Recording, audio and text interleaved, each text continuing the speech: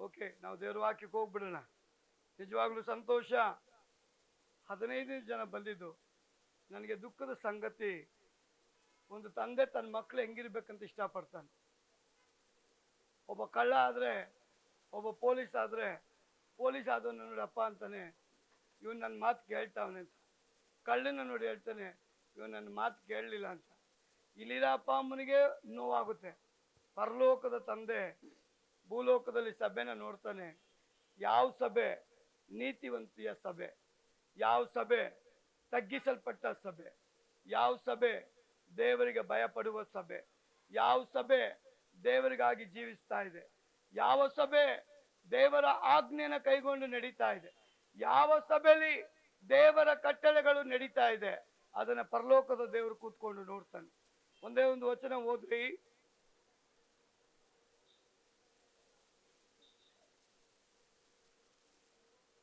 ಧರ್ಮೋಪದೇಶ ಕಾಂಡ 6ನೇ ಅಧ್ಯಾಯ 13ನೇ ವಚನ.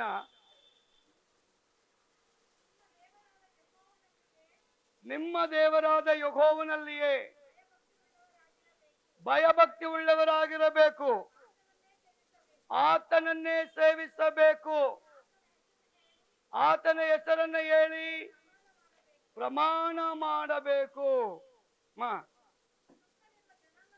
ಸುತ್ತಲಿರುವ ಜನಾಂಗಗಳು ಸೇವಿಸುವ ದೇವರುಗಳನ್ನು ಒಂದು ಅಲ್ಲೇಲೂಯಾ ಹೇಳ್ರಿ. ನಿಮ್ಮ ಮಧ್ಯದಲ್ಲಿರುವ ದೇವರಾದ ಯೆಹೋವನು ತನಗೆ ಸಲ್ಲಬೇಕಾದ ಗೌರವವನ್ನು ಇನ್ನೊಬ್ಬನಿಗೆ ಸಲ್ಲಗೊಡಿಸದ ಇದ್ದೀರಾ?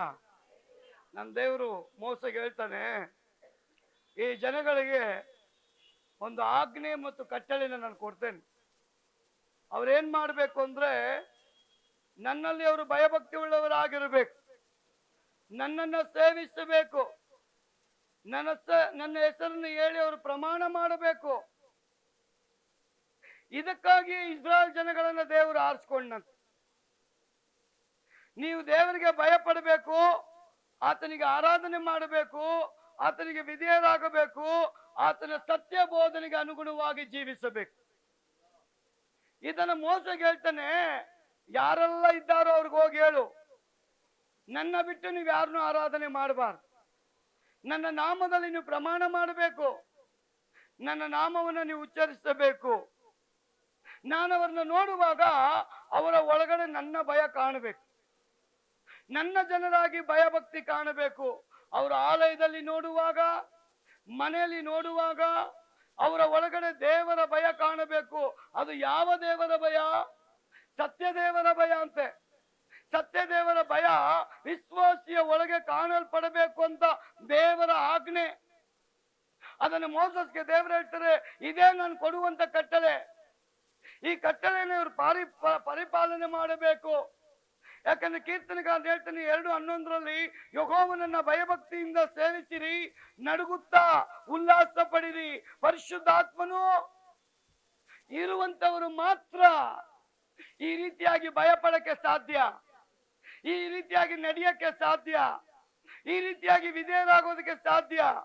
ಅದಕ್ಕೆ ದೇವರ ವಾಕ್ಯ ಹೇಳ್ತದೆ, ನಿನ್ನ ದೇವಾದಿ ದೇವನನ್ನ ಸತ್ಯಕ್ಕೆ ಅನುಗುಣವಾಗಿ ನೀನೇನು ಮಾಡಬೇಕು?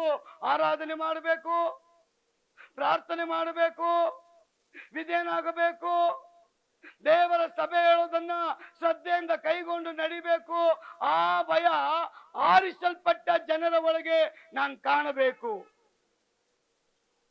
ಅದು ದೇವರ ವಾಕ್ಯ ಹೇಳ್ತದೆ. ಕೀರ್ತನೆ 33:8 ಭೂಲೋಕದವರೆಲ್ಲರೂ ಯೆಹೋವನಿಗೆ ಭಯ ಪಡಲಿ, ಭೂನಿವಾಸಿಗಳೆಲ್ಲರೂ ಆತನಿಗೆ ಹೆದರಲಿ. ಭೂಲೋಕದಲ್ಲಿ ಇರುವಂತವರು ಅಂದ್ರೆ ಎಲ್ಲಾ ನರ ಜನ್ಮದವರು ದೇವಾದಿ ದೇವನಿಗೆ ಭಯ ಪಡಬೇಕಂತೆ. ಆ ಭಯ ನಮ್ಮಲ್ಲಿ ಇದೆಯಾ? ಅದರ ಅರ್ಥ ಸೃಷ್ಟಿಕರ್ತನಿಗೆ ಭಯ, ರಕ್ಷಣೆ ಕೊಟ್ಟವನಿಗೆ ಭಯ, ಪಾಪದಿಂದ ಬಿಡಿಸಲ್ಪಟ್ಟವನಿಗೆ ಭಯ, ನಮ್ಮನ್ನ ಶಾಪ ಕಟ್ಟುಗಳಿಂದ ಬಿಡಿಸಲ್ಪಟ್ಟಂತ ಯೇಸುವಿಗೆ ಭಯ ಪಡುವಂತ ಹೃದಯ ನನ್ನಲ್ಲಿ ಇರಬೇಕು ಅಂತ ದೇವರ ಅಪೇಕ್ಷೆ. ಬಂಧನಗಳಿಂದ, ಶಾಪಗಳಿಂದ, ಕಟ್ಟುಗಳಿಂದ, ಸೈತಾನನ ಮುಷ್ಟಿಯಿಂದ ಬಿಡಿಸಲ್ಪಟ್ಟಂತ ದೇವರ ಒಂದು ಭಯಕ್ಕೆ ನನ್ನ ಭಯ ನನ್ನ ಜನರಲ್ಲಿ ಕಾಣಬೇಕಂತ. ಅದಕ್ಕೆ ದೇವರ ಭಯ ಜ್ಞಾನಕ್ಕೆ ಮೂಲ. ಈ ವರ್ಷದಲ್ಲಿ ಪ್ರಿಯ ಸಹೋದರ ಸಹೋದರಿಯೇ, ಅನೇಕ ವಿಧವಾದ ಕಾರ್ಯಗಳಲ್ಲಿ ನಾವು ಒಂದು ವೇಳೆ ಹಿಂಜಾರಲ್ಪಟ್ಟಿದ್ರೆ, ದೇವರಿಗೆ ವಿರುದ್ಧವಾಗಿ ನಿಂತಿದ್ರೆ, ದೇವರ ವಾಕ್ಯಕ್ಕೆ ವಿರುದ್ಧವಾಗಿ ನಿಂತಿದ್ರೆ, ದೇವರ ಮನೆಗೆ ವಿರುದ್ಧವಾಗಿ ನಿಂತಿದ್ರೆ, ಈ ವರ್ಷದ ಕಡೆ ತಿಂಗಳು ಕಡೆ ಸಮಯದಲ್ಲಿ ದೇವರೊಂದು ಎಕ್ಸ್ಕ್ಯೂಸ್ ನಮ್ಗೆ ಕೊಡ್ಲಿಕ್ಕೆ ಹೋಗ್ತಾನೆ. ನಾನು ಪಾಪಿ ಅಂತ ಒಪ್ಪಿಕೊಳ್ಳೋದಾದ್ರೆ ಹೊಸ ವರ್ಷದಲ್ಲಿ ನನ್ನನ್ನ ನಿನ್ನನ್ನ ಹೊಸ ಪಾತ್ರೆಯಾಗಿ ದೇವರು ನಡೆಸೋದಕ್ಕೆ ಇಷ್ಟಪಡ್ತಾನೆ. ಅದಕ್ಕೆ ಮಲಾಕಿ 1:6 ಹೇಳ್ತದೆ, ಕರ್ತನಾದ ದೇವರು ಓದಿಯೋದು ಮಲಾಕಿ ಬರೆದ ಪ್ರವಾದನೆಗಂತ 1ನೇ ಅಧ್ಯಾಯ 6ನೇ ವಚನ ಏನ್ ಹೇಳುತ್ತೆ ಅಂದ್ರೆ, ನನ್ನ ನಾಮವನ್ನು ಧಿಕ್ಕರಿಸುವ ಯಾಜಕರೇ, ಮಗನು ತಂದೆಗೆ ಮಾನ ಸಲ್ಲಿಸುತ್ತಾನಲ್ಲ, ಆಳು ದಣಿಗೆ ಭಯ ಪಡ್ತಾನಲ್ಲ, ನಾನು ತಂದೆ ಆಗಿರಲು ನನಗೆ ಸಲ್ಲುವಂತ ಮಾನ ಎಲ್ಲಿ? ದಣಿಯಾಗಿರಲು ಯಜಮಾನ ಆಗಿದ್ರೆ ನನಗೆ ತೋರಿಸುವಂತ ಭಕ್ತಿ ಎಲ್ಲಿ ಎಂದು ಸೇನಾಧೀಶ್ವರನಾದ ಯೆಹೋವನು. ಬ್ರದರ್ ಅಂಡ್ ಸಿಸ್ಟರ್, ಈ ವರ್ಡ್ ನಿನಗೂ ನನಗೂ ದೇವ್ರು ಕೇಳ್ತಾ ಇರೋದು. ಭಯ ಅಂತ ಹೇಳ್ತಿರಲ್ಲ, ದೇವ್ರ ಮನೆಗೆ ಬಂದಿದ್ದೀನಿ ಅಂತಿರಲ್ಲ, ನಿಜವಾದ ದೇವ್ರನ್ನ ಕಂಡ್ಕೊಂಡಿದ್ದೀನಿ ಅಂತಿರಲ್ಲ, ದೇವ್ರು ಕೇಳ್ತಾನೆ, ದಣಿಗಿರುವಂತ ಯಜಮಾನನಿಗಿರುವಂತ ಭಯ ಎಲ್ಲಿ? ತಂದೆಗಿರುವಂತ ಭಯ ಎಲ್ಲಿ? ಸಭೆಗಿರುವಂತ ಭಯ ಎಲ್ಲಿ? ಸೇವಕನಿಗಿರುವಂತ ಭಯ ಎಲ್ಲಿ? ಯಾರೇ ಆಗಿದ್ರು ದೇವ್ರು ಕೇಳ್ತಾನೆ, ನನ್ನ ಮಕ್ಕಳು ಅಂತಿರಲ್ಲ ನೀವು, ನನ್ನ ಭಯ ನಿಮ್ಮಲ್ಲಿ ಇಲ್ವಲ್ಲ? ಹಣ ಕೊಡೋನ್ ಮುಂದೆ ಹೋಗಿ ಕೈ ಕಟ್ಕೊಂಡು ತಲೆ ತಗ್ಗಿಸ್ಕೊಂಡು ಅಲ್ಕಿಸ್ಕೊಂಡು ಭಯ ಭಕ್ತಿಯಿಂದ ಇರ್ತಿರಲ್ಲ, ಜೀವ ಕೊಟ್ಟ ದೇವ್ರ ಮುಂದೆ ನಿಲ್ಲಕ್ಕೆ ಯಾಕಾಗಲ್ಲ ನಿಮಗೆ? ಹಣ ಬರುತ್ತೆ ಅಂತ ನಗಾಡ್ತೀರಾ, ಹಣ ಬರುತ್ತೆ ಅಂತ ಭಯ ಪಡ್ತೀರಾ, ಹಣ ಬರುತ್ತೆ ಅಂತ ನಿಂತ್ಕೊಂತೀರಲ್ಲ, ಜೀವ ಕೊಟ್ಟ ದೇವರ ಮುಂದೆ ನಿಲ್ಲಕ್ಕೆ ನಿಮಗೆ ಆಗಲ್ವಾ? ಮಲಾಕಿ ಪ್ರವಾದಿ ಕೇಳ್ತಾನೆ, ಅದ್ ಯಾರೇ ಆಗಿರ್ಲಿ, ನನಗಾಗಿರ್ಲಿ ನಿಮ್ಗಾಗ್ಲಿ ಕೇಳುವಂತ ಪ್ರಶ್ನೆ, ದೇವರು ಅಂತ ಹೇಳ್ತಿರಲ್ಲ, ಸತ್ಯ ದೇವರು ಅಂತ ಹೇಳ್ತಿರಲ್ಲ, ಸತ್ಯ ದೇವರಿಗೆ ಮರ್ಯಾದೆ ಎಲ್ಲಿಂದ ಬರುತ್ತೆ ಗೊತ್ತಾ? ನೀನ್ ಕೊಡೋ ಹಣದಿಂದ ಬರಲ್ಲ, ನೀನ್ ಕೊಡೋ ಗುಣದಿಂದ ಬರುತ್ತೆ, ನಿನ್ನ ನಡತೆಯಿಂದ ಬರುತ್ತೆ, ನಿನ್ನ ಸ್ವಭಾವದಿಂದ ಬರುತ್ತೆ, ನಿನ್ನ ಆಕ್ಟಿವಿಟೀಸ್ ಇಂದ ಬರುತ್ತೆ. ಅದು ಎಲ್ಲಿ ಅಂತ ದೇವ್ರು ಕೇಳ್ತಾನೆ. ನೀನ್ ಪ್ರವಾದಿಯಾಗಿರು, ನೀನ್ ಸುವಾರ್ತಿಕನಾಗಿರು, ನೀನ್ ಆರಾಧಕನಾಗಿರು, ನೀನ್ ಬೋಧಕನಾಗಿರು, ನೀನ್ ಯಾರೇ ಆಗಿರು, ದೇವ್ರು ಕೇಳುವಂತ ಪ್ರಶ್ನೆ, ನನ್ನಲ್ಲಿರತಕ್ಕ ಭಯ ನಿನ್ನಲ್ಲಿ ಎಲ್ಲಿ? ನಿನ್ನ ಒಳಗೆ ಹುಡುಕಿದ್ರು ಸಿಗ್ತಾ ಇಲ್ವಲ್ಲ, ಹಾಗಾದ್ರೆ ಆ ಭಯ ಎಲ್ಲಿ? ದೇವರ ಆರಿಸಲ್ಪಟ್ಟವನ ಒಳಗಡೆ ದೇವರ ಭಯ ಇದ್ದೇ ಇರಬೇಕು. ಅದೇ ದೇವರು ಬಯಸ್ತಾ ಇರೋದು. ಇಲ್ಲದೆ ಇರೋನು ದೇವರ ಮಗ ಅಲ್ಲವೇ ಅಲ್ಲ, ಇಲ್ಲದೆ ಇರೋನು ದೇವರ ಮಗಳು ಅಲ್ಲವೇ ಅಲ್ಲ, ಇಲ್ಲದೆ ಇರೋನು ದೇವರ ಸೇವಕ ಅಲ್ಲವೇ ಅಲ್ಲ. ದೇವರ ಭಯ ಎಲ್ಲಿ? ದೇವರ ಸಭೆ ಅನೌನ್ಸ್ ಮಾಡಿದ್ರೆ ಕೇಳೋರು ಎಲ್ಲಿ? ವಿಧೇಯರಾಗೋರು ಎಲ್ಲಿ? ಭಯ ಪಡೋರು ಎಲ್ಲಿ? ಈ ಶಬ್ದಕ್ಕೆ ಕಿವಿ ಕೊಡದೆ ತಕ್ಕವರೇ, ಕಡೆಗೆ ಯೇಸು ಬರುವಾಗ ನಿಮ್ಮ ಕಿವಿ ತೆರೆಯಲ್ಪಟ್ಟಿರುತ್ತಾ? ಪ್ರಿಯ ಸಹೋದರಿ, ದೇವರ ಅಭಿಲಾಷೆ ನಿಮ್ಮ ದೇವರಾದ ಯೆಹೋವನಲ್ಲಿಯೇ ಭಯಭಕ್ತಿ ಉಳ್ಳವರಾಗಿರಬೇಕು. ಬೇರೆ ಯಾರ ಮೇಲೂ ನಿಮ್ಮ ಭಯ ಇರಬಾರದು, ಬೇರೆ ದೇವರುಗಳ ಮೇಲೆ ಭಯ ಇರಬಾರದು. ಯೇಸು ಕ್ರಿಸ್ತನೇ ನಿಮಗೆ ರಕ್ತ ಸುರಿಸಿರೋದು, ಜೀವ ಕೊಟ್ಟಿರೋದು, ನಿಮ್ಗಾಗಿ ಸತ್ತಿರೋದು, ಹೇಳ್ದಂಗೆ ಎದ್ದು ಬಂದಿರೋದು. ಅವನು ಹೇಳ್ತಾನೆ, ನಿಮ್ಮನ್ನ ಪುಕ್ಕಟೆ ಕೊಂಡ್ಕೊಂಡಿಲ್ಲ, ರಕ್ತ ಕೊಟ್ಟಿದ್ದೀನಲ್ಲ, ನನ್ನ ನಂಬಿ ಬಂದಿದ್ದೀರಲ್ಲ, ದೀಕ್ಷಾಸ್ಥಾನ ತಗೊಂಡಿದ್ದೀರಲ್ಲ, ನಿನಗಾಗಿ ಜೀವಿಸ್ತೀನಿ ಅಂತಿರಲ್ಲ, ಹಾಗಾದ್ರೆ ನನ್ನ ಗುಣ ಎಲ್ಲಿ? ನನ್ನ ಒಳಗಿದ್ದ ಭಯ ನಿಮ್ಮಲ್ಲಿ ಎಲ್ಲಿ? ನಾನು ದೇವರ ಆಲಯಕ್ಕೆ ಭಯಪಟ್ಟಿದ್ದೇನೆ, ದೇವರ ವಾಕ್ಯಕ್ಕೆ ಭಯಪಟ್ಟಿದ್ದೇನೆ, ದೇವರ ಆಜ್ಞೆಗೆ ಭಯಪಟ್ಟಿದ್ದೇನೆ, ದೇವರ ಕೆಲಸಗಳಿಗೆ ಭಯಪಟ್ಟಿದ್ದೇನೆ. ನನ್ ಕೊಡಲ್ಪಟ್ಟ ಕೆಲಸವನ್ನ 14ನೇ ವರ್ಷದಲ್ಲೇ ಆರಂಭ ಮಾಡಿದ್ನಲ್ಲ, ಹಾಗಾದ್ರೆ ಕಂಡುಕೊಂಡ ಮೇಲೆ ನಿಮ್ಮ ಕೆಲಸ ಎಲ್ಲಿ? ನಾವಿನ್ನು ಚಾಡಿ ಹೇಳ್ಕೊಂಡೇ ಬಿದ್ದಿದ್ದೀವಿ. ಹೊರತು ಹೇಳ್ಕೊಂಡೇ ಬಿದ್ದಿದ್ದೀವಿ. ಇನ್ನು ಹುಡುಕಿ ಹುಡುಕಿ ಎಳಿತಾನೆ ಇದ್ದೀವಿ. ಎಳಿಯವ್ರೆ ಬರ್ದಿಟ್ಕೊಳ್ರಿ, ಚಾಡಿ ಹೇಳವ್ರೆ ಬರ್ದಿಟ್ಕೊಳ್ರಿ, ಕೊರಗವ್ರೆ ಬರ್ದಿಟ್ಕೊಳ್ರಿ, ತಪ್ಪು ಹುಡುಕವ್ರೆ ಬರ್ದಿಟ್ಕೊಳ್ರಿ. ನನ್ನ ದೇವರ ಗುಣ ಅದಲ್ಲ. ನಿನ್ನ 9 ತಪ್ಪನ ದೇವ್ರು ಬಿಟ್ಟು ಒಳ್ಳೇದು ಮಾತ್ರ ದೇವ್ರು ಇಟ್ಕೊಳ್ತಾನೆ. ಅರ್ಥ ಆಗುತ್ತಾ? ಕೆಟ್ಟ ಗುಣ ದೇವ್ರು ನೋಡಕ್ಕೆ ಹೋಗಲ್ಲ. ಒಂದು ದಿನ ನಾನು ಪ್ರಾರ್ಥನೆ ಮಾಡುವಾಗ ದೇವ್ರು ಹೇಳಿದ್ರು, ಅವರ ಕೆಟ್ಟ ಗುಣನ ನೀನ್ ಯಾಕೆ ಇಳುಕಿ ನೋಡ್ತೀಯ? ಬಿಟ್ಟು ಬಿಡು. ನಿನ್ನನ್ನಲ್ಲ, ನನ್ನನ್ನ ತಿರಸ್ಕಾರ ಮಾಡಿದ. ನಿನ್ನನ್ನಲ್ಲ, ನನ್ನನ್ನ ಅವತ್ತೇ ಬಿಟ್ಟು ಬಿಟ್ಟೆ. ನಾನು ಆರಾಮಾಗಿದ್ದೀನಿ. ಯಾವಾಗ ನೀವು ಅಯ್ಯೋ ಆ ಬ್ರದರ್ ಹಿಂಗೆ, ಈ ಸಿಸ್ಟರ್ ಹಿಂಗೆ, ಈ ಮನೆ ಹಿಂಗೆ, ಇವ್ರ ಹಿಂಗೆ ಅಂತ ನೋಡ್ತಿರೋ, ನೀವು ಮೇಲ್ ಬರಕ್ ಆಗಲ್ಲ. ಯೇಸು ಲೋಕದಲ್ಲಿ ಬಂದಾಗ ಪಾಪ ಇತ್ತು, ಜನರ ಮೇಲೆ ಶಾಪ ಇತ್ತು, ಮರಣ ಇತ್ತು, ನೋವುಗಳಿತ್ತು. ಯೇಸು ಕೂಟಕ್ಕೆ ಬಂದವರೆಲ್ಲ ಬಿಲೀವರ್ಸ್ ಅಲ್ಲ, ಬಿಡುಗಡೆಗಾಗಿ ಬಂದವರು ಸ್ವಲ್ಪ ಜನ. ಏನ್ ನಡೆಯುತ್ತೆ ಅಂತ ನೋಡಕ್ ಬಂದವ್ರೆ, ತಪ್ಪು ಕಂಡಿಡಿಯಕ್ಕೆ ಬಂದವ್ರೆ, ಯೇಸು ಕಾಲು ಎಳೆಯಕ್ಕೆ ಬಂದವ್ರೆ, ಯೇಸುಗೆ ವಿರುದ್ಧವಾಗಿ ಮಾತಾಡಕ್ಕೆ ಒಂದು ಟೀಮ್ ಬಂದಿದೆ. ಒಂದ್ ಟೀಮ್ ಹೊಗಳಕ್ಕೆ ಬಂದೈತೆ, ಒಂದ್ ಟೀಮ್ ಎಂಕರೇಜ್ ಮಾಡಕ್ ಬಂದೈತೆ, ಒಂದ್ ಟೀಮ್ ಸ್ಪಾನ್ಸರ್ ಮಾಡಕ್ಕೆ ಬಂದೈತೆ. ಇಷ್ಟು ಟೀಮಲ್ಲಿ ನೀನ್ ಯಾವ ಟೀಮಲ್ಲಿ ಇದೆಯಾ? ಹೊಗಳ ಟೀಮಲ್ಲಿ ಇದೆಯಾ? ಸ್ಪಾನ್ಸರ್ ಮಾಡೋ ಟೀಮಲ್ಲಿ ಇದೆಯಾ? ಕಾಲು ಎಳೆಯೋ ಟೀಮಲ್ಲಿ ಇದೆಯಾ? ಚಾಡಿ ಹೇಳೋ ಟೀಮಲ್ಲಿ ಇದೆಯಾ? ಗುಡುಗುಟ್ಟ ಟೀಮಲ್ಲಿ ಇದೆಯಾ? ನಿನ್ನನ್ನ ನೀನ್ ಪರೀಕ್ಷೆ ಮಾಡ್ಕೋ. ಸರ್ವಶಕ್ತನಾದ ದೇವರು ನೋಡ್ತಾ ಇದ್ದಾನೆ. ನನ್ನ ಮಕ್ಕಳು ನನ್ನನ್ನು ಮಾತ್ರ ಆರಾಧನೆ ಮಾಡಬೇಕು. ನನ್ನ ಭಯ ನನ್ನ ಸಭೆಯಲ್ಲಿ ಕಾಣಬೇಕು. ನಾನು ಇವ್ರನ್ನ ರಕ್ತ ಕೊಟ್ಟು ನೀತಿವಂತರಾಗಿ ಮಾಡಿದ್ದೀನಿ. ನಾನು ರಕ್ತ ಕೊಟ್ಟು ನನ್ನ ಮಕ್ಕಳಾಗಿ ಇವ್ರನ್ನ ಮಾಡಿದ್ದೀನಿ. ನನ್ನ ರಕ್ತ ಇವರಲ್ಲಿ ಹರಿಯಲಿಕ್ಕೆ ಆರಂಭ ಆದ್ರೆ ನನ್ನ ಗುಣ ಇವರಲ್ಲಿ ಕಾಣಲ್ಪಡಬೇಕು, ನನ್ನ ಸ್ವಭಾವದಲ್ಲಿ ಕಾಣಲ್ಪಡಬೇಕು, ನನ್ನ ವಿಧೇಯತೆಗಳಲ್ಲಿ ಕಾಣಲ್ಪಡಬೇಕು. ತಂದೆಗೆ ಯಾವ ರೀತಿ ನಾನು ವಿಧೇಯನಾಗಿದ್ದೀನೋ ಇವರು ಸಹ ಸಭೆಗೆ, ದೇವರ ವಾಕ್ಯಕ್ಕೆ ವಿಧೇಯರಾಗಿರ್ಬೇಕು ಅಂತ ಪರಲೋಕದ ದೇವರ ಬಯಕೆ. ಆ ಹೃದಯ ನಮ್ಮ ಹತ್ರ ಇದೆಯಾ? ಅದಕ್ಕೆ ಕೀರ್ತನೆಗಾರನ ಹೇಳ್ತಾನೆ, ಯೆಹೋವನನ್ನು ಭಯಭಕ್ತಿಯಿಂದ ಸೇವಿಸ್ರಿ.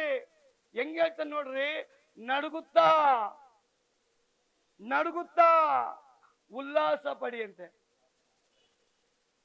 ಏನ್ ಬ್ರದರ್ ಓದಿ? ಯೆಹೋವನನ್ನು ಭಯಭಕ್ತಿಯಿಂದ ಸೇವಿಸ್ರಿ. ನಡುಗುತ್ತಾ ಹೆಂಗಿರ್ಬೇಕಂತೆ? ನಡಿಕೊಂಡು ಉಲ್ಲಾಸ ಆಗಿರಕ್ಕಾಗುತ್ತಾ? ಒಂದು ನಡುಗಬೇಕು, ಇಲ್ಲ ಒಂದು ಉಲ್ಲಾಸ ಪಡಬೇಕು. ದಾವೀದ ಏನ್ ಹೇಳ್ತಾನೆ ಗೊತ್ತಾ? ಒಂದು ಕಡೆ ದೇವ್ರ ಮುಂದೆ ಇದ್ದಾನಲ್ಲ, ಅವನಿಗೆ ಭಯ. ಇನ್ನೊಂದು ಕಡೆ ಅದೇ ಟೈಮ್ನಲ್ಲಿ ಅವನಿಗೆ ಖುಷಿ, ನನ್ನ ಜೊತೆ ದೇವರಿದ್ದಾನೆ. ಒಂದು ಕಡೆ ಭಯ, ಇನ್ನೊಂದು ಕಡೆ ರೆಸ್ಪೆಕ್ಟ್, ಒಂದೇ ಸಂತೋಷ. ಸರ್ವಶಕ್ತನಾದ ದೇವರು ನನ್ನ ಹತ್ರ ಇದ್ದಾನೆ. ಆ ರೀತಿಯಲ್ಲಿ ಅವನು ಹೇಳ್ತಾನೆ. ನಡುಗು ಅಂದ್ರೆ ಗಡ ಗಡ ಗಡ ಗಡ ಅಂತ ಚಳಿ ಜ್ವರ ಬಂದಂಗೆ ನಡಗದಲ್ಲ. ರೆಸ್ಪೆಕ್ಟ್. ಆ ರೆಸ್ಪೆಕ್ಟ್ ನ ಯೇಸು ಕಲಿಸ್ಕೊಟ್ಟಿದ್ದಾನ್ರಿ.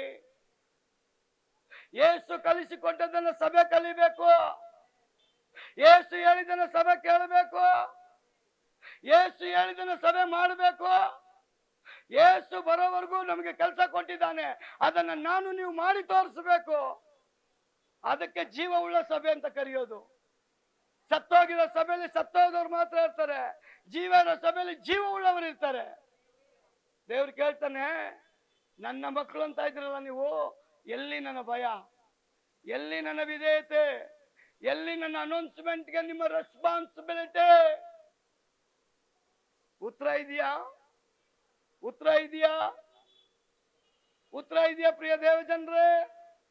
ಬೈಬಲ್ನಲ್ಲಿ ಹೇಳ್ತದೆ, ನನ್ನ ಜನರನ್ನ ನೀತಿವಂತರಾಗಿ ಮಾಡಿದ್ದೀನಿ. ಅದಕ್ಕೆ ಅವನು ಮಲಾಕಿ ಕೇಳ್ತಾನೆ, ನನ್ನ ನಾಮವನ್ನು ಧಿಕ್ಕರಿಸುವ ಯಾಜಕರೇ, ಮಗನು ತಂದೆಗೆ ಮಾನ ಸಲ್ಲಿಸ್ತಾನಲ್ಲ, ಆಳು ದಣಿಗೆ ಭಯ ತೋರಿಸ್ತಾನಲ್ಲ, ನಾನ್ ತಂದೆಯಾಗಿರಲು ನನಗೆ ಸಲ್ಲುವ ಮಾನವೆಲ್ಲಿ? ರಾಜೇಶ್ಗೆ ನೀವು ಮರ್ಯಾದೆ ತೋರಿಸ್ಬೇಡ್ರಿ, ರಾಜೇಶ್ ಅಲ್ಲಿ ದೇವರಿಗೆ ನೀವು ಮರ್ಯಾದೆ ತೋರಿಸಿ ಸಾಕು. ಪ್ರಿಯ ಸಹೋದರಿ, ಸೇವಕನಿಗೂ ಬಿಡಲ್ಲ ದೇವರು, ಪ್ರವಾದಿಗೂ ಬಿಡಲ್ಲ ದೇವರು, ಯಾವ ಸುವಾರ್ಥಿಕನಿಗೂ ಬಿಡಲ್ಲ ದೇವರು. ಪ್ರತಿಯೊಬ್ಬರು ನ್ಯಾಯಸ್ಥಾನದ ಮುಂದೆ ನಿಲ್ಲಬೇಕು. ನಾವು ಆ ನ್ಯಾಯಸ್ಥಾನದ ಮುಂದೆ ನಿಂತಾಗ ಎಲ್ಲಿ ನಿನ್ನ ಭಯ? ನನ್ನ ಮನೆಗೆ ಯಾವ ರೀತಿ ಭಯಪಟ್ಟೆ, ನನ್ನ ವಾಕ್ಯಕ್ಕೆ ಯಾವ ರೀತಿ ಭಯಪಟ್ಟೆ, ನನ್ನ ಆಜ್ಞೆಗಳಿಗೆ ಯಾವ ರೀತಿ ಭಯಪಟ್ಟೆ, ನನ್ನ ಅನ್ಯೂನತೆಗೆ ಯಾವ ರೀತಿ ಭಯಪಟ್ಟೆ, ನನ್ನನ್ನು ತಿರಸ್ಕಾರ ಮಾಡಕ್ಕೆ ನಿನ್ನ ಮಗನಾಗಿ ಆರಿಸ್ಕೊಂಡ, ಮಗಳಾಗಿ ಆರಿಸ್ಕೊಂಡ. ಇದು ನಾನಲ್ಲ, ಪರಲೋಕದ ದೇವರು ನನಗೂ ನಿಮಗೂ ಕೇಳ್ತಾನೆ. ನೀವು ನೆಪ ಒಟ್ಟಿರಲ್ಲ. ನಮ್ಮ ಮನೆಗೆ ನೆಂಟರು ಬಂದ್ಬಿಟ್ರು, ಚಿಕ್ಕಮ್ಮ ಬಂದ್ಬಿಟ್ಟ, ದೊಡ್ಡಮ್ಮ ಬಂದ್ಬಿಟ್ಟ, ಬಂಧುಗಳು ಬಂದ್ಬಿಟ್ರು, ಬ್ಯುಸಿಯಾಗಿ ಹೋಗ್ಬಿಟ್ಟೆ, ಬರಕ್ ಹೋಗ್ತಾ ಇದೆ, ಕೆಮ್ಮು ಸ್ಟಾರ್ಟ್ ಆಗ್ಬಿಡ್ತು, ಪಂಚರ್ ಆಗೋಗ್ಬಿಡ್ತು, ಪೆಟ್ರೋಲ್ ಇರ್ಲಿಲ್ಲ, ಜೋಬಲ್ ಕಾಸು ಇರ್ಲಿಲ್ಲ. ಅಮ್ಮ ನೀನ್ ನಡ್ಕೊಂಬ.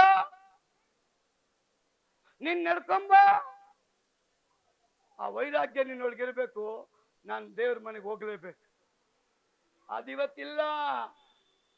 ಪಾಸ್ಟ್ಗಳೋಗಿ ಮಂತ್ರವಾದಿಗಳಾಗ್ಬಿಟ್ಟವ್ರು ಇವತ್ತು. ಮಂತ್ರಗಳು ವಾದಿಯಾದ್ರು ವಾಸಿ 100 ರೂಪಾಯಿ ಇಸ್ಕೊಂಡು ಏನೋ ಸಮಾಧಾನ ಮಾಡಿ ಕಳಿಸ್ತಾನೆ. ಪಾಸ್ಟರ್ಸ್ ಹೆಂಗಾಗಿದ್ದಾರೆ ಅಂದ್ರೆ, ಚರ್ಚಿಗೆ ಬಂದಿಲ್ಲ ಅಂದ್ರೆ ರಕ್ತ ಕಕ್ಕಿ ಸತ್ತೋಗ್ಬಿಡ್ತೀಯ ನೀನು. ಅದಕ್ಕಿಂತ ಬುಡುಬುಡಿಕೆ ಕೆಲಸ ಮಾಡ್ಬೋದಲ್ಲ. ಪ್ರಿಯ ಸಹೋದರಿ, ನಾನು ಸಂತೋಷವಾಗಿ ಹೇಳ್ತಾ ಇಲ್ಲ, ನೊಂದು ಮಾತಾಡ್ತಾ ಇದ್ದೀನಿ. ಹಾಗಾದ್ರೆ ನಾನು ನೊಂದ್ಕೊಂಡಿದ್ದೀನಿ ಅಂದ್ರೆ ನನ್ನ ಸಭೆ ದೇವ್ರು ನೊಂದ್ಕೊಳ್ತಾನೆ. ನೀವು ಕೆಲಸ ಮಾಡಿದ್ರೆ ಯಾರಿಗೆ ಮರ್ಯಾದೆ? ನನಗೆ ಮರ್ಯಾದೆ ಬರೋದಿಲ್ಲ. ನೀವು ನಂಬಿರೋ ದೇವರಿಗೆ ಮರ್ಯಾದೆ. ನೀವು ಇಲ್ಲಿ ಬಂದು ಚಾಪೆ ಹಾಸಿದ್ರೆ ಯಾರಿಗೆ ಮರ್ಯಾದೆ? ನಿಮ್ ದೇವರಿಗೆ ಮರ್ಯಾದೆ. ಚೇರ್ ಹಾಕಿದ್ರೆ ದೇವ್ರಿಗೆ ಮರ್ಯಾದೆ. ಪುಲ್ಪಿಟ್ ಹಾಕಿದ್ರೆ ದೇವ್ರಿಗೆ ಮರ್ಯಾದೆ. ಕಸ ಗುಡಿಸಿದ್ರೆ ದೇವ್ರಿಗೆ ಮರ್ಯಾದೆ. ಬಂದು ಮೊಣಕಾಲು ಹಾಕಿ 1 ನಿಮಿಷ ಪ್ರಾರ್ಥನೆ ಮಾಡಿದ್ರೆ ಅದು ದೇವರಿಗೆ ಮರ್ಯಾದೆ ತರ್ತದೆ. ಆ ಕೆಲಸ ಮಾಡ್ಬೇಕಂತೆ ನಾವು. ಅವಿದೇರಾಗಿ ನಡೆಯೋದು ದೇವ್ರಿಗೆ ಇಷ್ಟ ಇಲ್ಲಮ್ಮ. ನನ್ಗಲ್ಲ, ನಾನ್ ಬಿಡು, ನೀನ್ ಕೇಳಕ್ಕೆ ಬರಲ್ಲ. ನಂದೊಂದು ಸ್ವಭಾವ ಏನ್ ಗೊತ್ತಾ? ನೀನ್ ಹೊಡೆದ್ರು ಕೇಳಲ್ಲ, ಬೈದ್ರು ಕೇಳಲ್ಲ, ಏನ್ ಮಾಡಿದ್ರು ಕೇಳಲ್ಲ. ನಾನ್ ಕೇಳಲ್ಲ. ಯಾಕೆ ಕೇಳಲ್ಲ? ದೇವ್ರೇ ಕೇಳ. ನಾನ್ ಏನ್ ಮಾಡ್ಲಿ?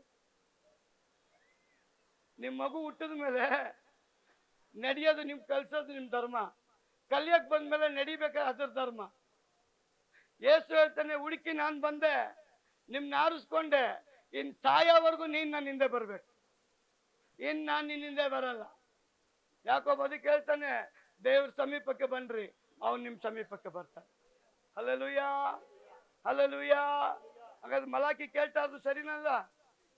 ಅಪ್ಪನಿಗೆ ಮರ್ಯಾದೆ ಎಲ್ಲಿ ಕೊಟ್ರಿ? ಯಜಮಾನನಿಗೆ ಮರ್ಯಾದೆ ಎಲ್ಲಿ ಕೊಟ್ರಿ? ಮಗ ತಂದೆಗೆ ಮರ್ಯಾದೆ ಕೊಡ್ಬೇಕಲ್ಲ. ಆಳು ಯಜಮಾನನಿಗೆ ಮರ್ಯಾದೆ ಕೊಡ್ಬೇಕಲ್ಲ. ಹಾಗಾದ್ರೆ ಸೇನಾಧೀಶರನ್ನಾದ ನಾನು ಕೇಳ್ತೀನಿ, ನನ್ನ ಮರ್ಯಾದೆ ಎಲ್ಲಿ?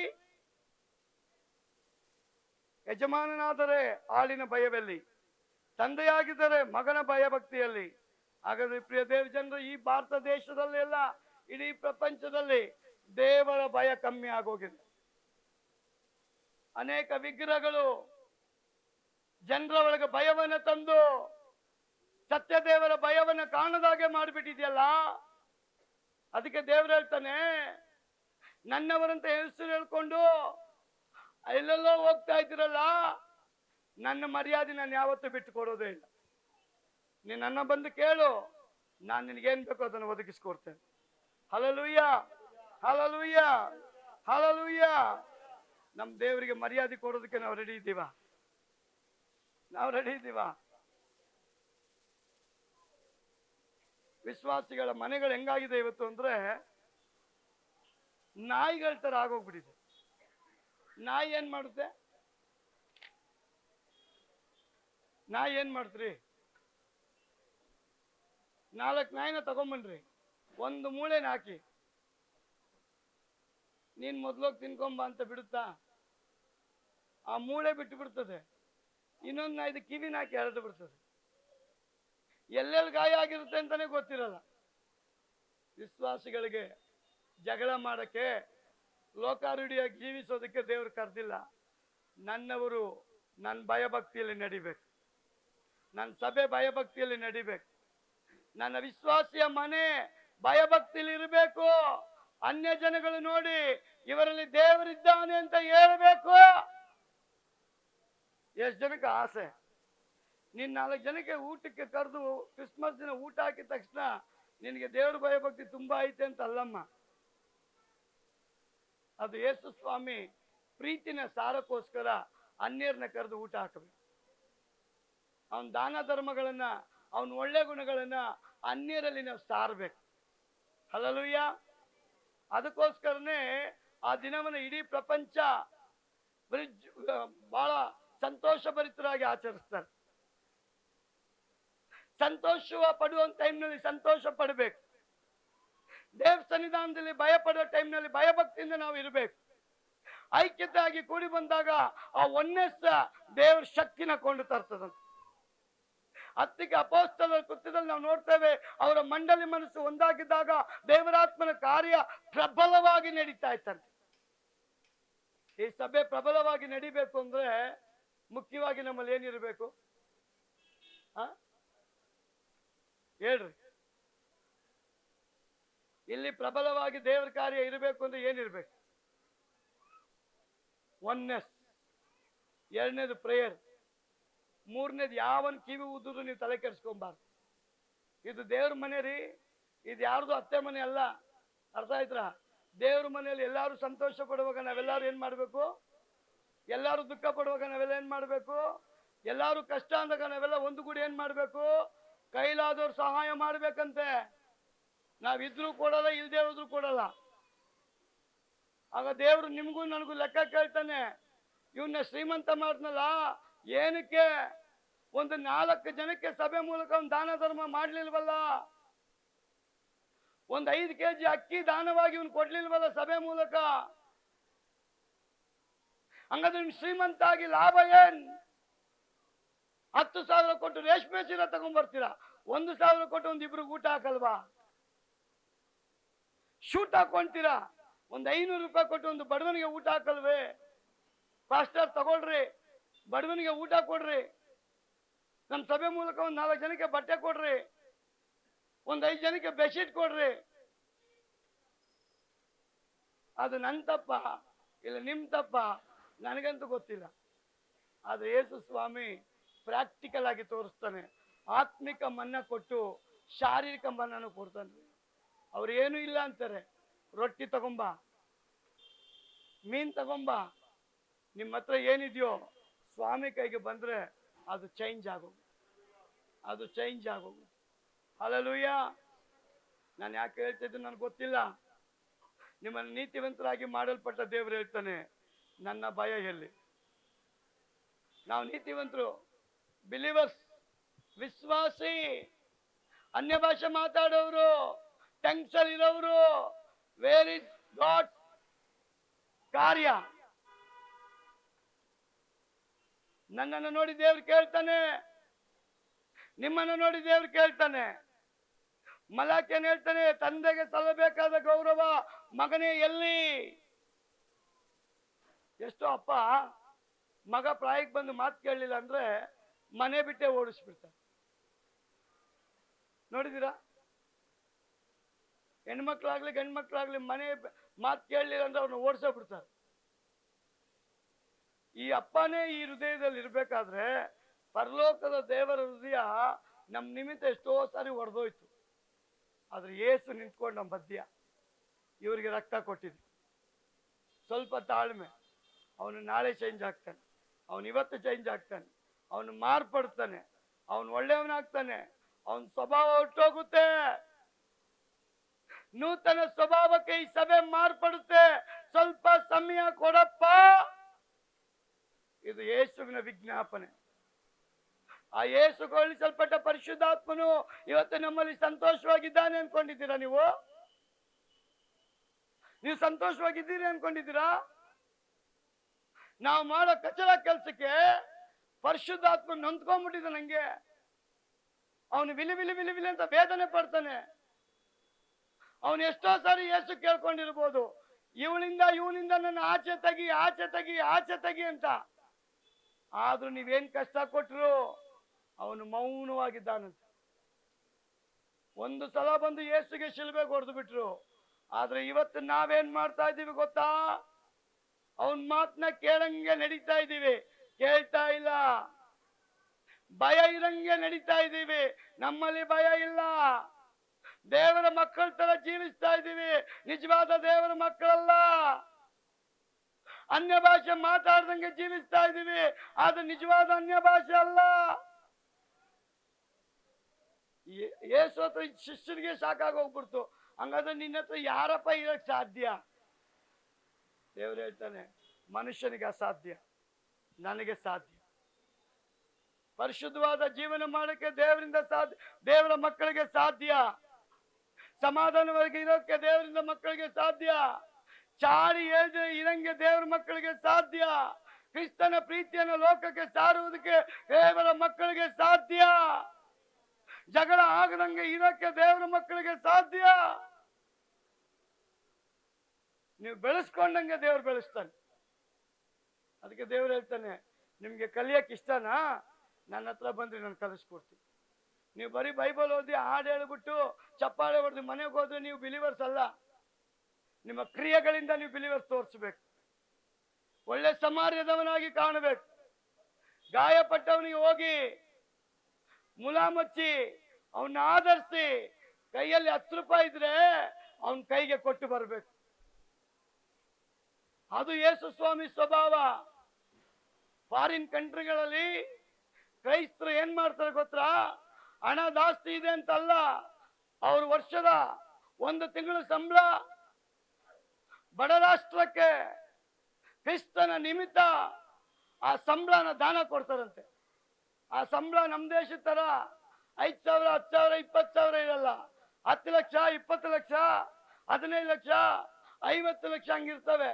ಅಷ್ಟು ದೊಡ್ಡ ಹಾಲ್ಟ್ ಅವ್ರಿಗೆ ಎಷ್ಟೇ ಲಕ್ಷ ಸಂಬಳ ಇದ್ರು ಒಂದು ಸಲ ತೀರ್ಮಾನ ಮಾಡಿದ್ರೆ ವರ್ಷದ 1 ತಿಂಗಳು ಸಂಬಳನ ಆ ದೇಶಕ್ಕೆ ಅಂತ ಅವ್ರು ಇಟ್ಟು ಬಿಡ್ತಾರೆ. ಆದ್ರೆ ಅಲ್ಲಿಂದ ಬರೋ ಸಂಬಳ ಇಲ್ಲಿರೋರು ತಗೊಂಡು ನಿಜವಾದ ಜನಕ್ಕೆ ತಲುಪೋದನ್ನ ನಿಲ್ಸಿ ಇವರು ಮಜಾ ಮಾಡ್ತಾ ಇದ್ರಲ್ಲ. ಅದಕ್ಕೆ ದೇವರ ವಾಕ್ಯ ಮಲಾಕಿಯಲ್ಲಿ ಹೇಳ್ತದೆ, ಯಾಜಕರೇ ಏನು, ನನ್ನ ನಾಮವನ್ನ ಧಿಕ್ಕರಿಸುವ ಯಾಜಕರೇ. ದೇವರ ನಾಮ ನಾವು ಧಿಕ್ಕರಿಸ್ತಾ ಇದ್ರೆ ಆ ಶಿಕ್ಷೆಗೆ ನಾವು ಗುರಿ ಆಗೇ ಇರ್ತೀವಿ. ಜನಗಳಿಗೆ ಭಯ ಪಡಿಸ್ಕೊಂಡು ಜೀವನ ಮಾಡಿಸ್ತಾ ಇದ್ರೆ ಆ ಶಿಕ್ಷೆಗೆ ಗುರಿ ಆಗ್ತೇವೆ. ದೇವ್ರು ಹೇಳದ್ನ ನಿಜವಾದದ್ದು ಹೇಳ್ಬೇಕು. ಸುಳ್ಳೆಲ್ಲ ಹೇಳಿ ಎದುರಿಸಿ ಬೆದರಿಸಿ ಜನಗಳನ್ನ ಕರ್ಕೊಂಬಂದ್ರೆ ದೇವ್ರು ಕೇಳ್ತಾನೆ, ಅವನಿಗೆ ಮನಸ್ಸಿರ್ಲಿಲ್ಲ, ಯಾಕೆ ಹೇಳ್ಕೊಂಬಂದೆ? ಅದಕ್ಕೆ ತಾನೇ ದೇವ್ರು ಹೇಳ್ತಾನೆ, ಯೇಸು ಸ್ವಾಮಿ ಹೇಳ್ತಾರೆ, ನೀವೆಲ್ಲಾ ಕಡೆಗೆ ಹೋಗ್ರಿ, ಸುವಾರ್ತೆನೆ ಸಾರಿ, ಯಾರು ಪ್ರೀತಿಯಿಂದ ನನ್ನ ಮಾತನ್ನ ಅಕ್ಸೆಪ್ಟ್ ಮಾಡ್ಕೊಳ್ತಾರೋ ಅಂತವರಿಗೆ ತಂದೆ, ಮಗ, ಪರಿಶುದ್ಧಾತ್ಮ, ತ್ರಿಯೇಕ ದೇವರ ಹೆಸರಿನಲ್ಲಿ ನೀವೇನ್ ಮಾಡ್ಬೇಕು? ಏನ್ ಮಾಡ್ಬೇಕು? ಅದಕ್ಕೆ ದೇವರ ವಚನ ಹೇಳ್ತದೆ ನೋಡ್ರಿ, ಎಷ್ಟು ಚೆನ್ನಾಗಿ ನಾವು ಓದುವಾಗ ಧರ್ಮೋಪದೇಶ ಕಾಂಡದಲ್ಲಿ 6:13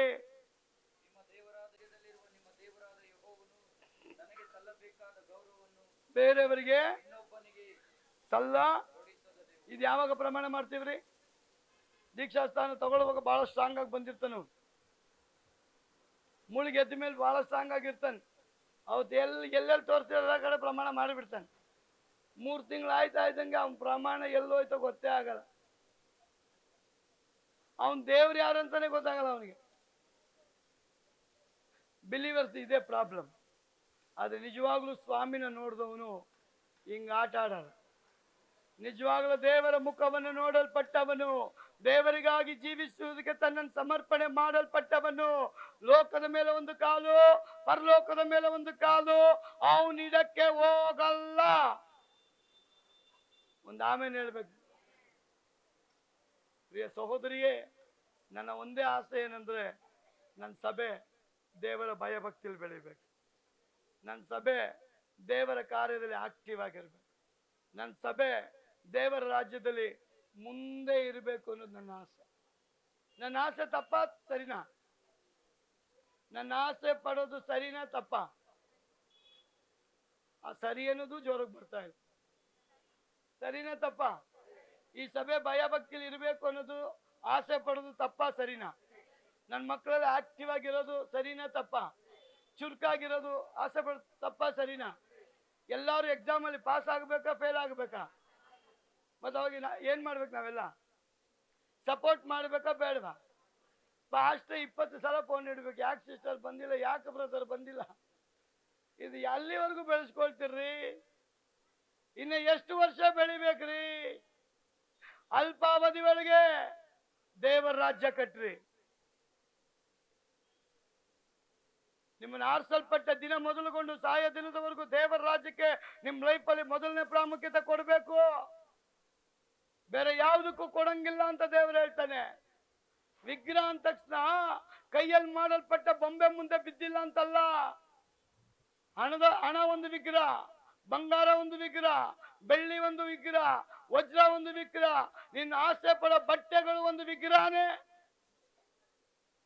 ವಸ್ತುಗಳು ಒಂದು ವಿಗ್ರಹನೇ, ಆಸೆ ಪಟ್ಟು ರೌಂಡ್ ಹೊಡಿಯೋದು ಒಂದು ವಿಗ್ರಹನೇ.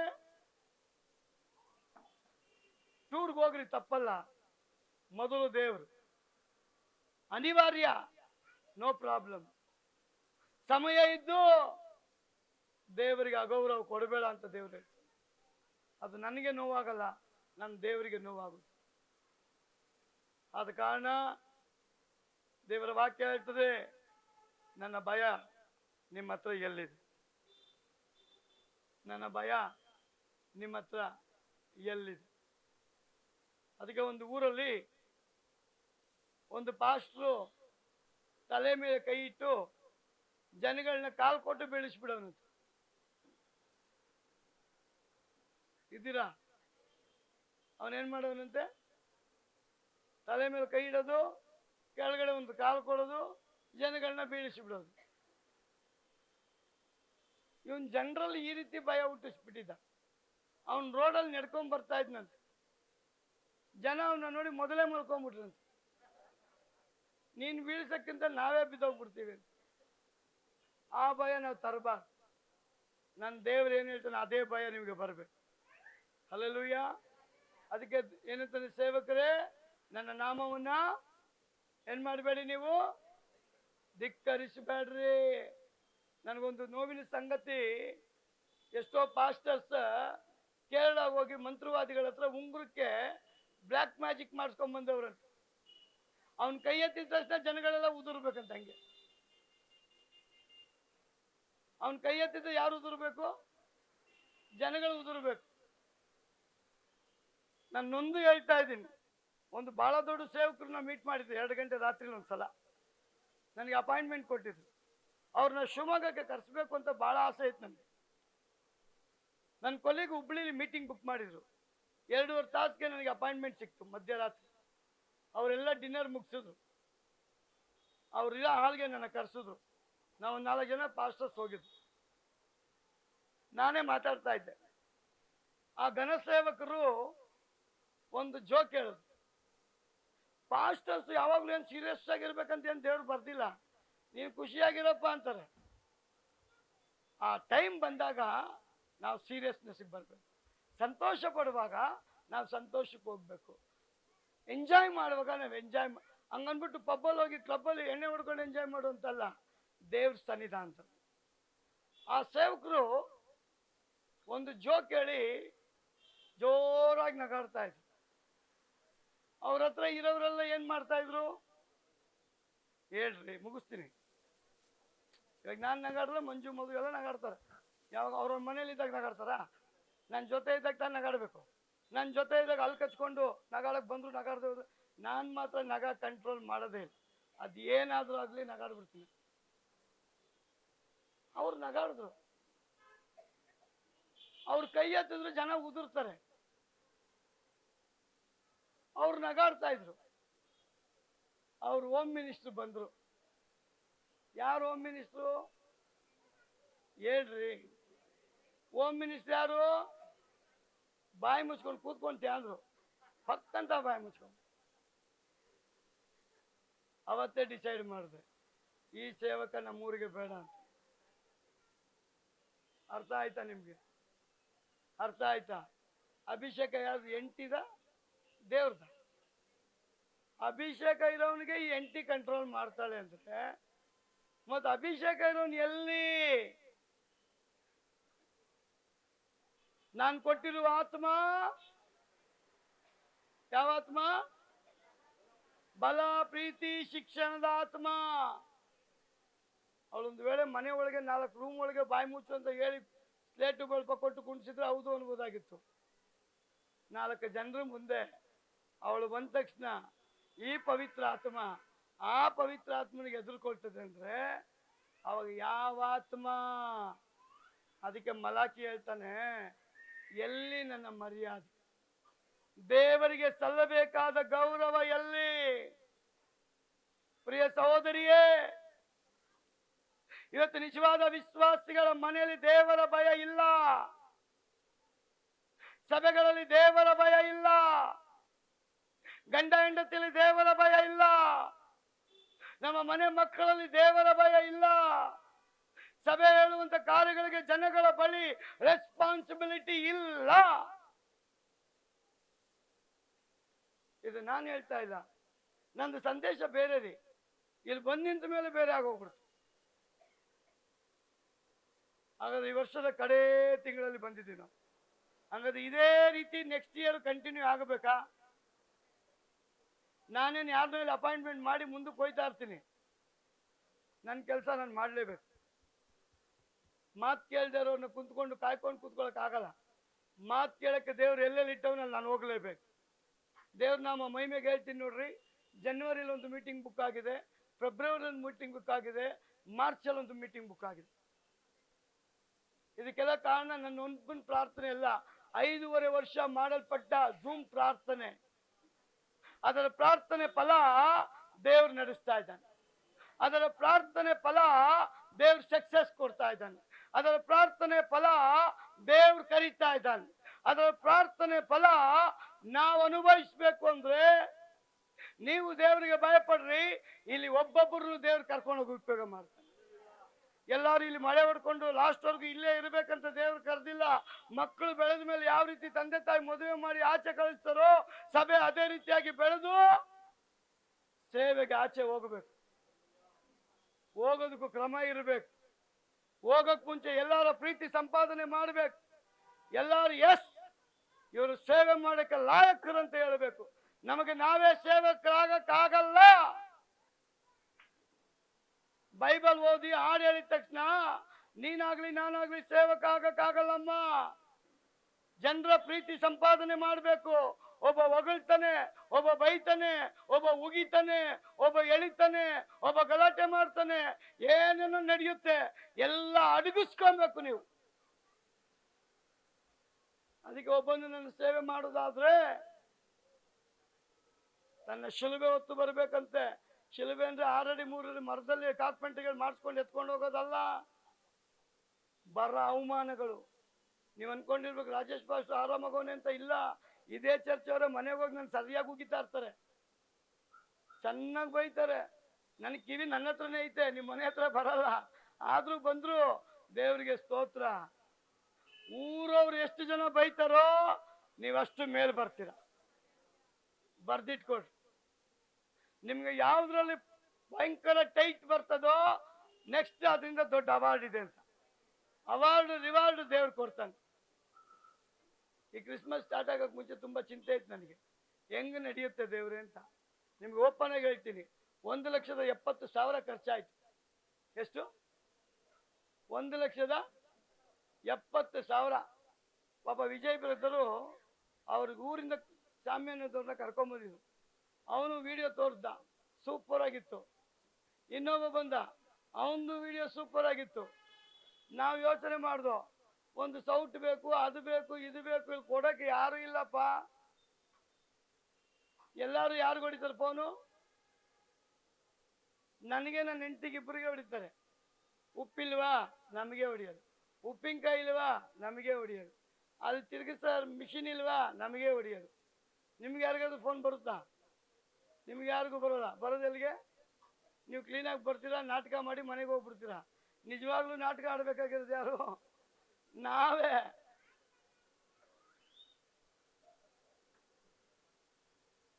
ಅದು ದೇವರಿಗೆ ಸ್ತೋತ್ರ. ನಮ್ಮ ಸಭೆ ಭಜನೆದು ಕಲೆಕ್ಷನ್ ನಮ್ಮ ಮಂಜುಗೆ ಗೊತ್ತಿದೆ ಅಂತ ತಿಳ್ಕೊಳ್ತೀನಿ. ಎಷ್ಟು ಬಂತು ಮಂಜು? ದಯಮಾಡಿ ಕೈ ಮುಗಿದು ಕೇಳ್ಕೊಂಡು, ನಿಮಗೆ ಕ್ರಿಟಿಸೈಸ್ ಮಾಡ್ತಾ ಇಲ್ಲ, ದೇವ್ರ ನಾಮ ಮಹಿಮೆಗಾಗಿ ನಾನು ಹೇಳ್ತೀನಿ. ಎಷ್ಟು ಬಂತು? 20 ಹೌದಾ, ನನಗೆ ಗೊತ್ತಿಲ್ಲ. ಒಂದು 12, 12:15, ಒಂದು 4, ಇನ್ನೊಂದು 2:15, 3. ಅವ್ರ ಲೆಕ್ಕದಲ್ಲಿ 23. ನಾನು ನೋಡಲಿ ಇರಲಿ. ಕೂಟ ನಡೀಲಿಲ್ವಾ? ಆ ಸಾಮ್ಯಾನದವನು ನನಗೆ 2 ದಿನ ಚಳಿ ಜ್ವರ ಜಾಸ್ತಿ ಮಾಡಿಬಿಟ್ಟು ನೋಡಿ. ಇದಕ್ಕೆ ಕಾರಣ ಸಾಮ್ಯಾನದವನಲ್ಲ, ನಮಗೆ ವಿರುದ್ಧವಾಗಿ ನಿಲ್ಲೋ ಸೈತಾನ್. ನನ್ನ ಡಿಗ್ರೇಡ್ ಮಾಡ್ಬೇಕಂತ ಎಷ್ಟು ಅವ್ನು ತುಳಿತಾನೆ, ನನ್ನ ದೇವ್ರು ಡಿಗ್ರೇಡ್ ಮಾಡೋದೇ ಇಲ್ಲ. ಹಲ್ಲೆಲೂಯಾ, ದೇವ್ರಿಗೆ ಸ್ತೋತ್ರ. ನನ್ನ ಸಭೆ ಜನಗಳೇ, ಪಾಪ ಹೇಳ್ದೆ, ಈ ಕೈ ಕೊಟ್ಟಿದ್ದು ಇದು ಯಾವ ಕೈ? ಯಾವುದು ಗೊತ್ತಾಗ್ಬಾರ್ದಂತೆ ಹೇಳ್ರಿ. ಬಲಗೈ ಕೊಟ್ಟಿದ್ದು ಎಡಗೈಗೆ. ನನ್ನ ದೇವರಿಗೆ ಗೊತ್ತು ಯಾರನ್ನ ಎಬ್ಬಿಸ್ಬೇಕಂತ, ಯಾರನ್ನ ಎಬ್ಬಿಸ್ಬೇಕು, ಯಾರ ಕೈಯಲ್ಲಿ ಏನು ಕೊಡಿಸ್ಬೇಕು ಅಂತ. ನಾನು ಒಂದು ಪ್ರೇಯರ್ ಮಾಡ್ತಾ ಇದ್ದೆ, ದೇವರೇ ಕೂಟ ಸಾಲ ಇಲ್ಲದೆ ಮುಗಿಬೇಕು. ಹೋದ ವರ್ಷ 60,000 ನನ್ನ ತಲೆ ಮೇಲಿತ್ತು. ಸಾಲ ಇಲ್ಲದಂಗೆ ಕೂಟ ಮುಗಿಬೇಕು ದೇವ್ರೆ. ಕೂಟಕ್ಕೆ ಬರೋರು ಊಟ ಮಾಡ್ಕೊಂಡು ಹೋಗ್ಬಿಡ್ತಾರೆ, ಊಟ ಇಟ್ಟಂದು ಸಾಲ ಮಾಡಿ ವರ್ಷ ಎಲ್ಲ ತೀರಿಸ್ಬೇಕು ದೇವ್ರೆ ಅಂತ. ಅದು ದೇವರಿಗೆ ಸ್ತೋತ್ರ. ನನಗೆ ಆದ ಕಾಗೆಗಳನ್ನ ದೇವ್ರು ಎಬ್ಬಿಸಿದ್ರು, ನನಗೆ ಆದ ಕಾಗೆಗಳ ಹೃದಯದಲ್ಲಿ ಮಾತಾಡಿದ್ರು. ಕೊಟ್ಟಿಲ್ಲ ಅಂತ ಬೇಜಾರು ಮಾಡ್ಕೊಂಬೇಡ್ರಿ, ನಿಮ್ಮ ಹೃದಯ ದೇವ್ರು ನೋಡಿದಾನೆ. ಕೊಡದೆ ಹೋದ್ರು ನೀವು ಪ್ರಾರ್ಥನೆ ಮಾಡಿದಿರಲ್ಲ, ನೀವು ಮಾಡದೆ ಹೋಗ್ಲಿ, ನನ್ನ ಹೃದಯ ದೇವ್ರು ನೋಡಿದಾನೆ. ನಾಚಿಕೆ ಆಗದಿರಂಗೆ ದೇವರು ಊಟನ ನಡೆಸಿಬಿಟ್ಟ. ಸಪೋರ್ಟ್ ಮಾಡದೆ ಹೋಗ್ಲಿ, ದೇವ್ರು ಹೇಳ್ತಾನೆ ಕಡೇ ದಿನದವರೆಗೂ ನಾನು ನಿಮ್ಮ ಸಂಗಡ ಇರ್ತೀನಿ. ಹಲ್ಲೆಲೂಯಾ. ಆದ ಕಾರಣ ನನ್ನ ಹಂಬಲ್ ರಿಕ್ವೆಸ್ಟ್, ನೀವೇನು ಕೊಟ್ಟಿಲ್ಲ ಅನ್ನೋ ನನಗೆ ಚಿಂತೆ ಇಲ್ಲ. ಯೇಸು ಸ್ವಾಮಿ ಪ್ರೀತಿನ ಎಲ್ಲರೂ ಕಲ್ತ್ಕೊಡ್ರಿ, ಎಲ್ಲರೂ ತಿಳ್ಕೊಳ್ರಿ, ಒಬ್ರಿಗೊಬ್ರು ಪರಸ್ಪರ ಪ್ರೀತಿಲಿ ಜೀವಿಸ್ರಿ. ದೇವರ ರಾಜ್ಯಕ್ಕಾಗಿ ನೀವು ಓಡ್ರಿ, ನಿಮ್ಮ ಕೊಂಬನ ದೇವ್ರ ಮೇಲಕ್ಕೆ ತಗೊಂಡ್ಬರ್ತಾನೆ. ಹಲ್ಲೆಲೂಯಾ. ಸಭೆ ಕಾರ್ಯಗಳಿಗೆ ಇದು ನಿಮ್ಮನೆ ಕೆಲಸ ಅಂತ ನೀವು ಮಾಡ್ರಿ, ಆಗ ನಿಮ್ಗೆ ಫಲ ದೇವ್ರು ಕೊಡ್ತಾನೆ. ಇದು ನಿಮ್ಮನೆ ಸೇವೆ ಅಂತ ನೀವು ಮಾಡ್ರಿ, ದೇವ್ರು ನಿಮ್ಮನ್ನು ಉದ್ಧಾರ ಮಾಡ್ತಾನೆ. 99.9% ಸಬ್ಬತ್ ದಿನ ದಯಮಾಡಿ ಯಾರು ಎಲ್ಲೂ ಹೋಗಕ್ಕೆ ಹೋಗ್ಬೇಡ್ರಿ. ಸೋಮವಾರದಿಂದ ಶನಿವಾರದವರೆಗೂ ನೀವು ಅಮೇರಿಕಾಗೆ ಬೇಕಾದ್ರೂ ಹೋಗಿ ಬನ್ರಿ. ಅನಿವಾರ್ಯ ಇದ್ರೆ ಒಂದು ದಿನ ನೀವು ಹೋಗ್ಬೋದು. ಆದರೆ ಪ್ರತಿ ವಾರ ಪ್ರತಿ ಟೈಮ್ ಅಜಾಗ್ರತೆಯಿಂದ ದೇವರ ಆಲಯವನ್ನ ತಿರಸ್ಕಾರ ಮಾಡಿ ನನ್ನ ಸಭೆ ಜನ ಎಲ್ಲೂ ಹೋಗಕ್ಕೆ ಹೋಗ್ಬೇಡ್ರಿ. ದೇವ್ರ ನಿಮ್ಮ ಮೇಲೆ ಉದ್ದೇಶ ಇಟ್ಕೊಂಡಿದ್ದಾನೆ, ದೇವ್ರ ನಿಮ್ಮ ಮೇಲೆ ಒಂದು ಯೋಜನೆ ಇಟ್ಕೊಂಡಿದ್ದಾನೆ. ನೀವು ರೈಟ್ ಟೈಮಲ್ಲಿ ಕೆಲಸ ಮಾಡಿಲ್ಲ ಅಂದ್ರೆ ನಿಮ್ಮ ಕೆಲಸಕ್ಕೆ ಅಡ್ಡಿ ಆಗುತ್ತ್ರಿ. ನೀವು ಕರೆಕ್ಟ್ ಮಾಡ್ಕೊಂಬನ್ರಿ, ನಿಮ್ಮನ್ನ ಮೇಲೆ ಎತ್ಕೊಂಡು ಬಂದ್ಬಿಡ್ತೀನಿ. ಹಲ್ಲೆಲೂಯಾ. ಅದಕ್ಕೆ 2026 ಇನ್ನು ಡಿಫ್ರೆಂಟ್ ಆಗಿರ್ತದೆ. ನಾನು ಇಲ್ಲಿ ಬಂದು ನಿಲ್ಲುವಾಗ ದೇವ್ರು ತೋರಿಸ್ತಾರೆ. ಎಷ್ಟೋ ಸಾರಿ ಹೇಳ್ಬಿಟ್ಟಿದ್ದೀನಿ, ಅನೇಕ ರೋಗಸ್ಥರನ್ನ ದೇವ್ರು ಕರ್ಕೊಂಡು ಬಂದಿದ್ದಾರೆ ಸಭೆಗೆ. ಹಾಗಾದ್ರೆ ಬರೋ ದಿನಗಳಲ್ಲಿ ಇನ್ನು ಅನೇಕ ವ್ಯಾಧಿಷ್ಠರು, ಕುಂಟ, ಕುರುಡ, ಮೂಕ, ದೆವ್ವ ಹಿಡಿಯಲ್ಪಟ್ಟ ಜನ ಆಲ್ರೆಡಿ ದೇವ್ರ ಕೆಲಸ ಮಾಡ್ಕೊಂಡು ಬರ್ತಾ ಇದ್ದಾನೆ. ಇನ್ನೂ ಬಲವಾಗಿ ಮಾಡಬೇಕಾ? ನಿಮ್ಮ ಮೂಲಕ ಮಾಡಬೇಕಾ? ನಿಮ್ಮ ಸಭೆಯಲ್ಲಿ ಮಾಡಬೇಕಾ? ನಿಮ್ಮ ಸೇವೆಯಲ್ಲಿ ಮಾಡಬೇಕಾ? ನಿಮ್ಮ ಒಂದು ಪ್ರಯತ್ನ, ನಿಮ್ಮ ಕೈ ಜೋಡಿಸುವಿಕೆ ನಾವಿರ್ಬೇಕು. ಯಾವಾಗ ನೀವು ಒಬ್ಬಂಟಿಗರಾಗ್ತೀರಾ, ಅಟ್ಯಾಕ್ ಯಾರು ಮಾಡ್ತಾನೆ? ನೀವು ಯಾವಾಗ ಯೂನಿಟಿ ಆಗಿರ್ತೀರಾ ಅವ್ನು ಮಾಡೋಕ್ಕಾಗಲ್ಲ. ನೀವು ಯಾವಾಗ ಒಬ್ಬಂಟಿಗರಾಗಿರ್ತೀರೋ ಅವ್ನು ಬಂದು ಹೊಡಿತಾನೆ. ಎಷ್ಟೊಂದು ಜನ ಇನ್ನೂ ಕರೆಕ್ಟಾಗಿ ಬೈಬಲ್ನ ಅರ್ಥ ಮಾಡ್ಕೊಂಡಿಲ್ಲ. ನಿಜವಾಗ್ಲೂ ಯೇಸುನೇ ಕರೆಕ್ಟಾಗಿ ಅರ್ಥ ಮಾಡ್ಕೊಂಡಿಲ್ಲ.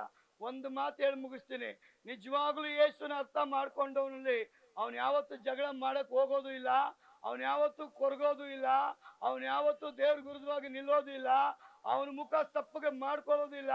ಯಾಕಂದ್ರೆ ನಾನು ನಿಮ್ಮ ಮುಖ ನೋಡಿ ಮಾತಾಡ್ತಾ ಇಲ್ಲ.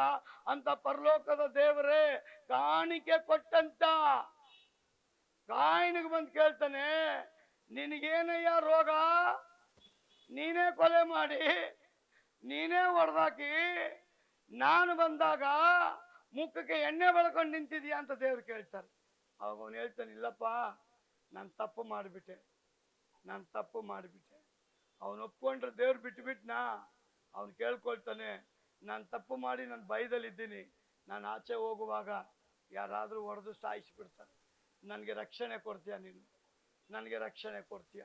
ಹಾಗಾದ್ರೆ ಪ್ರಿಯ ಸಹೋದರ ಸಹೋದರಿ, ನನ್ನ ದೇವರು ಈ ಸಭೆನ 25 ವರ್ಷದಲ್ಲಿ ಎಷ್ಟೋ ಹೋರಾಟಗಳು, ತಡೆಗಳು, ತೊಂದರೆಗಳು, ಬಲಹೀನತೆಗಳು, RSS ಅವರು ಅನೇಕ ಅಧಿಕಾರಿಗಳು ಇದಕ್ಕೆ ವಿರುದ್ಧವಾಗಿ ನಿಂತರು, ಯಾರಿಗೂ ಗೊತ್ತಿಲ್ಲದ ಯುದ್ಧ ಮಾಡಿ ಜಯವನ್ನು ತಂದುಕೊಟ್ಟಿದ್ದಾನೆ.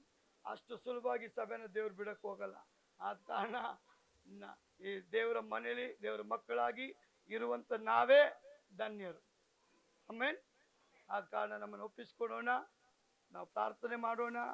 ದೇವರೇ, ನಿನ್ನ ಚಿತ್ತ ಇಲ್ಲದೆ ನಮ್ಮ ಜೀವನ ಬೇಡಪ್ಪ, ನೀನಿಲ್ಲದ ಜೀವಿತ ನಮಗೆ ಬೇಡಪ್ಪ.